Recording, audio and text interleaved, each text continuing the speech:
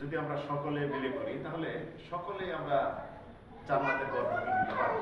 ব্যক্তিগতভাবে আমরা যদি চেষ্টা করি একা করতে পারি, আমরা একা না করে সকলে আমরা চাই আল্লাহর ঘর মসজিদে সামান্য হলেও একসাথে ঐক্যবদ্ধ হয়ে দান করে আমরা আল্লাহর ঘর মসজিদ নির্মাণ করি। সবসময় খেয়াল করবেন যে আপনি অর্থটা কোথায় দিচ্ছেন, আল্লাহর ঘর মসজিদ দিচ্ছেন। যেটি আপনি দুনিয়াতে সুফল ভোগ করবেন, পরকালে আপনার জন্য সওয়াবের ব্যালেন্স জমা হতে থাকবে।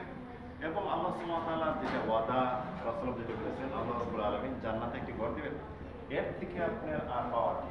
আসুন সকল মুসলিম ভাই বোনদের কাছে আহ্বান যে যেখান থেকে মসজিদ আর আমার আসুক, আপনারা মসজিদে দান করেন, আল্লাহর ঘর মসজিদে দান করে আপনারা পরকালে জান্নাতের ঘর কিনতে আল্লাহ সুবহানাহু ওয়া তাআলা যেন তৌফিক দান করেন।